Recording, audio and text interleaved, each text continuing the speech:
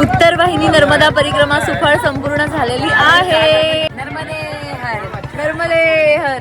Hi hello नमस्कार. चैत्र महिन्यात नर्मदा नदी उत्तर दिशेने वाहत असल्याने तिची केली जाणारी परिक्रमा म्हणजेच उत्तर वाहिनी नर्मदा परिक्रमा.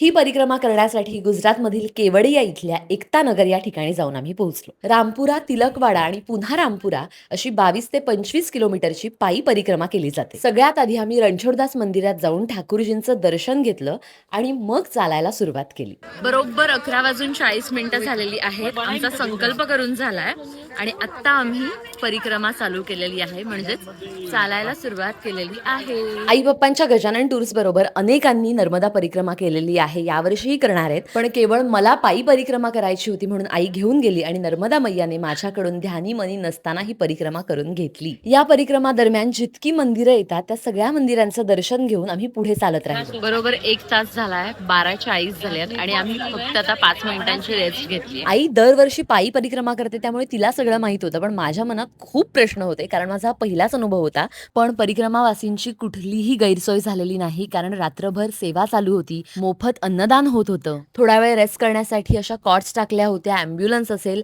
पोलीस तर रात्रभर पहारा देत होते. आणि या चिमुकल्यांचं, या आजीबाईंचं करावं तितकं कौतुक कमी आहे. एका पॉइंटला तर आम्ही सगळे सेम रिदम मध्ये चाललोय असंच वाटत होतं. आणि नर्मदे हर असा घोष करत करत आम्ही सियाराम बाबा यांच्या आश्रमामध्ये जाऊन पोहोचलो. इथे दर्शन घेऊन आम्ही पुन्हा चालायला सुरुवात केली. 2 तासापूर्वी आम्ही त्या तटावरून चालत होतो, आता या तटावरून चालतो. माझ्याकडून दरवर्षी ही परिक्रमा पायी करून घे अशी नर्मदा मैयाकडे प्रार्थना केली आणि आम्ही पुन्हा चालू लागलो. 10-12 किलोमीटर चालून झाल्यानंतर मी अक्षरशः शूज काढले आणि अनवाणी चालू लागले. 18 किलोमीटर चालून झालेला आहे, आता फक्त 4 किलोमीटर चालायचं. असं म्हणता म्हणता आम्ही दक्षिण तटावरून उत्तर तटावर येऊन पोहोचलो सुद्धा. आणि मग 25 ते 30 हजार परिक्रमावासी लाईन मध्ये उभे राहिले ते या तटावरून त्या तटावर जाण्यासाठी. फायनली आमचा नंबर लागला आणि आम्ही दक्षिण तटावर येऊन पोहोचलो.